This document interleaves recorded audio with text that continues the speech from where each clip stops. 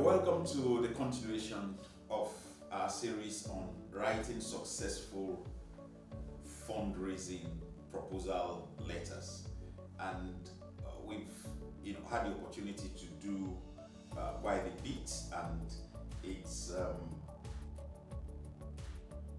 great to continue at this point and look at something that is quite crucial.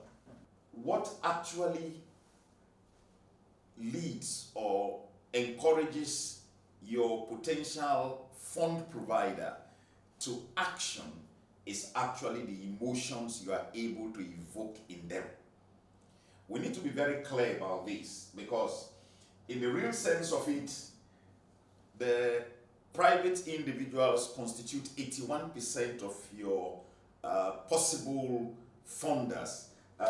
The foundations present about 14%, and then the corporations do the balance of about 5%.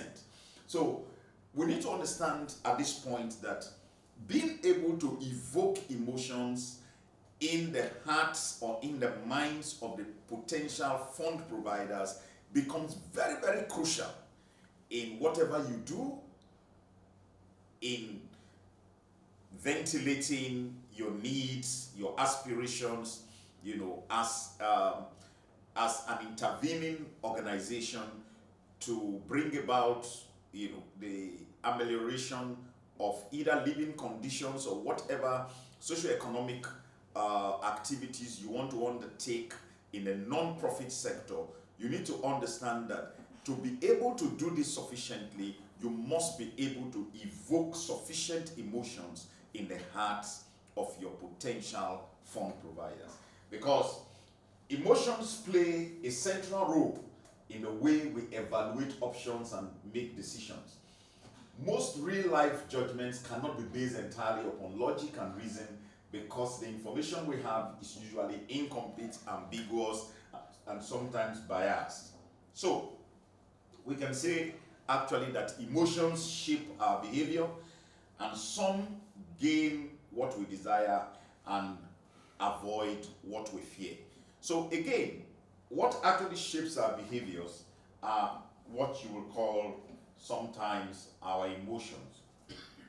And we need 3 pillars of effective persuasion actually to reach our audience.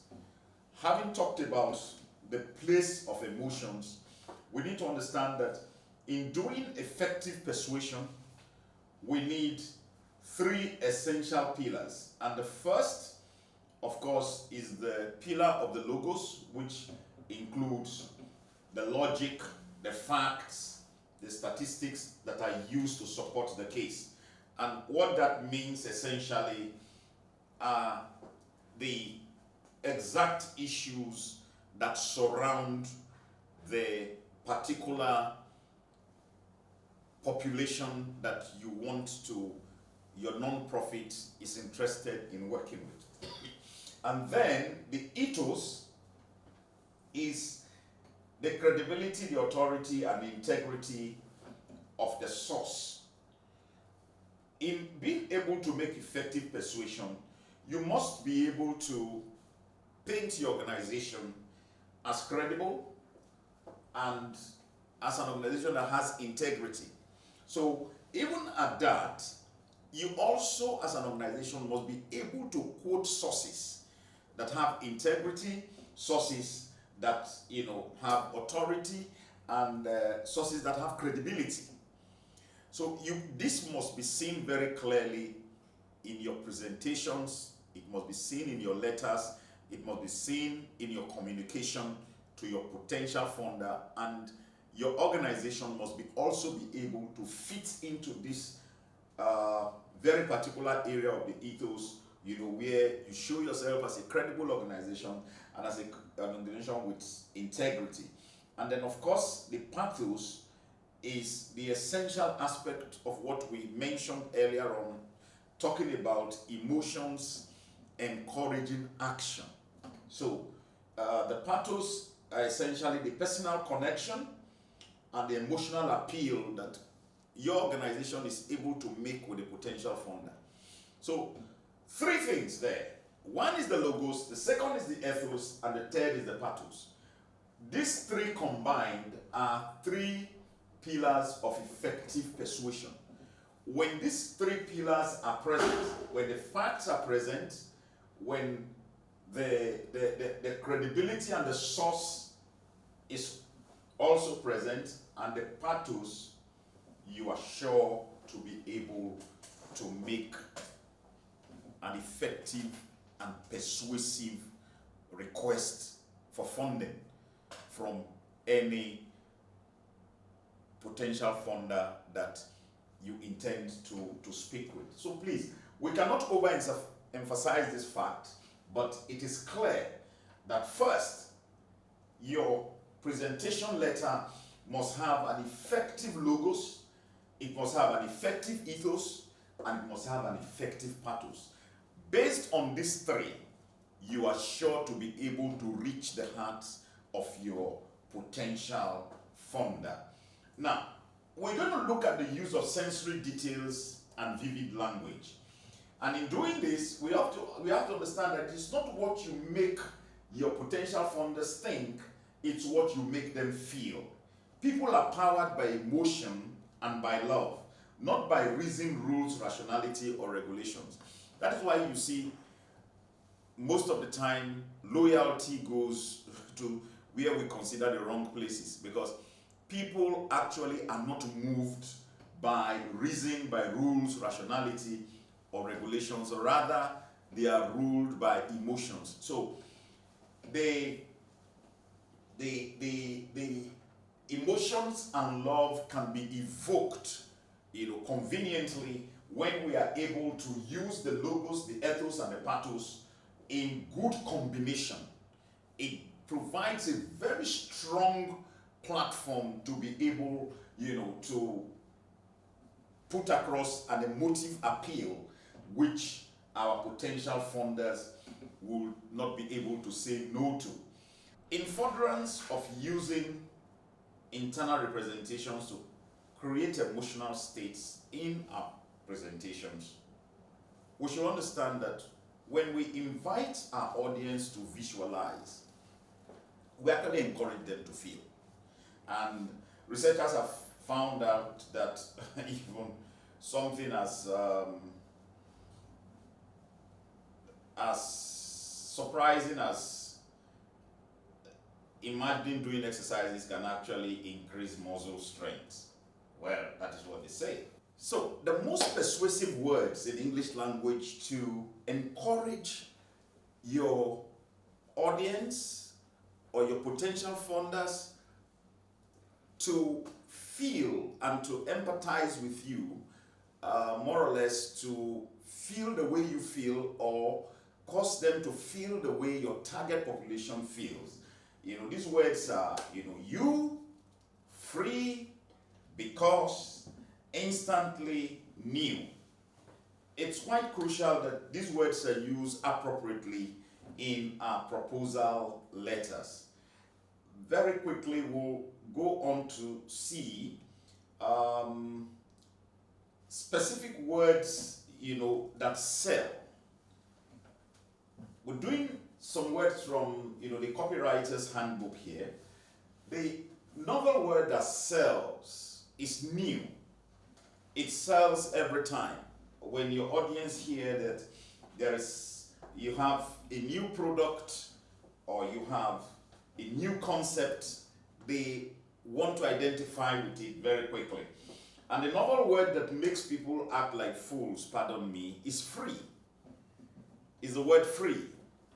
So you always find that word free in many promotions, in many attempts by either the corporates or organizations to get their products to their audience in record time.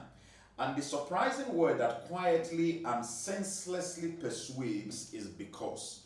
Used, interjectedly, used conveniently, would always evoke the response that you require. The word that uncovers how selfish we really are is the word you. And the word that screams urgency is now. Now. You always must tell your potential funder that they must act now. They must act now. And the word that makes you daydream is imagine. So you could use that word flexibly in making your potential funders to imagine the situation that your target population is currently experiencing.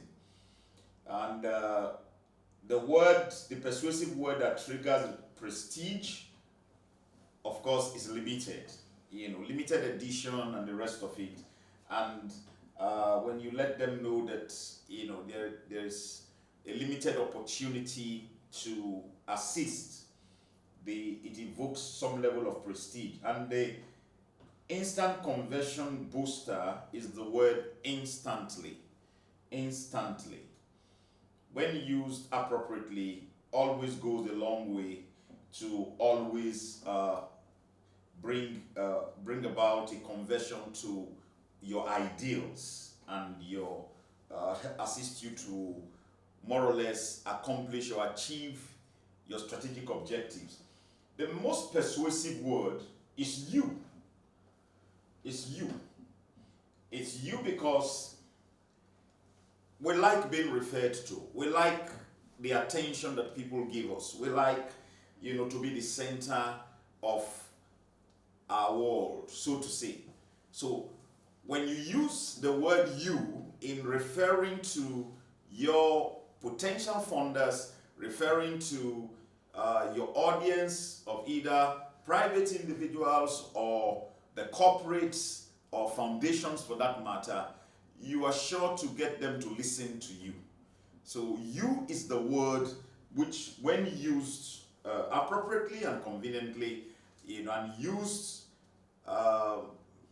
most strategically, can evoke emotions that will in turn lead to your potential funders giving you a favorable ear.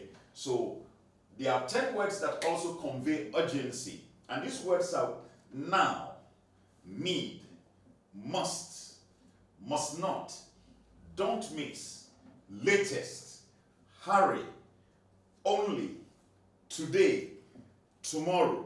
These words more or less make people or your intended audience to want to act immediately. You must always tell your potential funder to act now, to let them know that there is a need, to let them know that they must or they must not. To also make them understand that they should not miss the opportunity. Also, talking about, hurry, you must put some sense of haste in your proposal letter, and you make them to understand that they need to hurry to be able to meet certain deadlines that you have, also to achieve, or rather to meet, in order for you to be able to provide the needed assistance you want to give to your target population. And then you have only, then you have today, and you have tomorrow. When you say act now, act today, you immediately are giving them a reason, to be urgent about their decision. So now, 6 words that create connection between you and your funder is basically join. You tell them, join us. You tell them, join us. When they hear that word, join us, it evokes in them immediately a sense of connection. Join me, join us. Then the word help also evokes connection. You can ask your potential funder to help your target population, to help the beneficiaries of your intended intervention in society. And the other word that creates connection is discover. You can invite your potential funder to come and discover the certain attributes and certain conditions which are ordinarily not known to them. So when you ask them, you call them over to discover, it gives them a sense of connection. And when you say create, create again is another word that creates connection. And it's what it is basically is you invite your potential funder to join you in creating, a particular impact or outcome, better still, that you intend in your target population. And then you say come along. Come along is another word that creates connection. And when you also indicate that you and your potential funder, you are potentially a good fit, that also creates connection and will evoke the required level of response, the required level of cooperation, the required level of help that you need, to get from them to be able to actualize your own strategic objectives as a non-profit organization. And now let's look at 9 words that help people to trust you. 9 words that help people to trust you as a result, consequently, caused by, for this reason, proven, research, results, secure, tested. If you look at these words, you will observe that when you want to evoke a level of trust between you and organizations or people, when these words are appropriately used, you will find the required result. I'll give you an example. There is research. Every organization is more or less keen to hear that what you are doing is as a result of research. And when they hear that based on the research undertaken by your organization or some other organization, you've come out with these particular findings, and this has more or less influenced the decision of your non-profit to do what you are currently doing, it evokes a very high level of trust.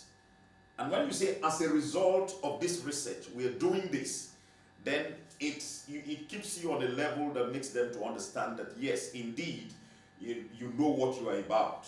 All right?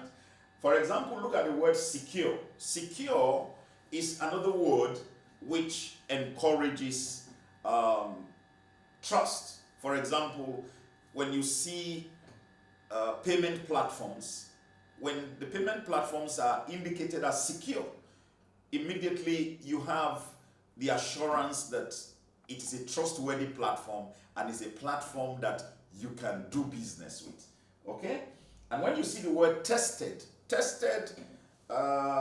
proven, tested and proven, when you hear tested and proven, it immediately evokes in you the thought that whatever you are about to experience has already proved successful somewhere else. So you can, virtually trust, and use whatever they say to you. So now let's look at 4 words that promise a reward for little effort. Interestingly, is the word quick, is the word easy, is the word instantly, is the word immediately. And incidentally, I can see 2 words here that you find in, actually 3 words here you can find in morning cereal, the oat cereal. Some of them are called quick oats, others are called easy oats, some are also called instant oats. Now, what that does for you immediately is that it makes you feel that with very little effort, you can achieve a particular goal or objective. And when you use these 4 words with your intending funder, what you're doing instantly, or rather what you're doing immediately, is to encourage your funder to see that whatever help and assistance they offer to your organization will immediately, more or less see either quick, easy, instant or immediate results. That is very, very crucial. And then they will be very amenable to the proposals you are putting forward. Now, 7 words that promise a surprise. It would be wonderful to use these words in non-profit, but they should be used guardedly. The words are surprising, remarkable, amazing, astonishing, startling, you won't believe, unbelievable. Actually, these words will be wonderful, especially on a gala night event. You know, words such as these would go very far to make the intended audience to see, you know, or to have some level of excitement about the outcomes and about the impacts your project or your non-profit intervention in that environment will do. All right? So they are words that promise surprise, but at the same time, they are words that reassure. So they not only promise surprise, but they reassure, you know. And actually you can use these words when you are telling the story. When you are telling the story, you know, when you're telling the story and you're also telling the possible, as I mentioned earlier, the impact and the outcomes, these words, you know, come into play very, very seriously. So you can, on your own practice, the use of these words, surprising, remarkable, amazing, astonishing, startling, you won't believe, unbelievable. These 7 words will go a long way in making your proposal very, very acceptable. Now, Aristotle says something. He says the soul cannot think without a picture. And what Aristotle is saying basically is that you need to help your potential funder to think. You need to create the picture in their mind. You need to paint the picture in their minds. You need to make them feel the way your target population is feeling. You need to make them, you know, see beyond just facts and the stats. You need to make them, you know, empathize, you know, with your situation, or rather with the situation of your population. And when you have painted a graphic picture in their minds, then according to Aristotle, the soul will begin to think. And that is where, of course, the decisions are made. At this point, we need to look at how to prepare our need statement. Your need statement, as we indicated in the breakdown of the presentation letter, is very, very important. And your need statement would be able to carry, rather convey the situation on the ground to your potential sponsors. And in preparing your need statement, you need to understand that programs are created to address a problem or a need. Endeavor to use the current statistics to illustrate the problem, and locate statistics from local government, statistics department, federal or state governments, local municipalities, libraries, and online databases to put together your need statement. The statistics need to be proven, they need to come from places of integrity. Don't forget your 3 pillars of persuasion. One of your pillars of persuasion is that in the ethos, you must have credible information. You must have credible stats. You must have, you know, credible authorities to quote in your presentation. So in your need statement, you need to clearly illustrate the problem with words. Compare your stats with neighboring cities and areas around the country to help illustrate the problem. It's crucial for you to be able to do comparisons. That brings it home to your potential sponsors. For example, do a comparison between Sub-Saharan Africa and Europe. do a comparison between Asia, and Sub-Saharan Africa, as the case may be. In that way, you will be able to more or less strategically place or put it to your potential funders what the situation actually on the ground is like. Now, after your needs statement, you need to provide a statement of solution, which is you need to give your reader hope. And what that means essentially is that your organization is providing the solution to what your target population is currently experiencing. So you need to state who is the target of your program. You need to clearly outline what your solution is and when will you accomplish your mission. You need to state your timelines. Where will you implement your program? You need to state the locality. How will you implement your program? You also need to state that. So in summary, you need to understand very clearly that your needs statement needs to be concise, it needs to be precise, it needs to be direct to the point, it needs to be persuasive, and it needs to come with a lot of what we'll call an emotive appeal. When that emotive appeal is in place, your intended or your potential funder would be able to appreciate what the situation on the ground is like. So, again, look at the aftermath of your needs statement, which is to provide the statement of solution. You need to give your reader hope. Hope actually comes out of what your organization intends to do to ameliorate the situation on the ground.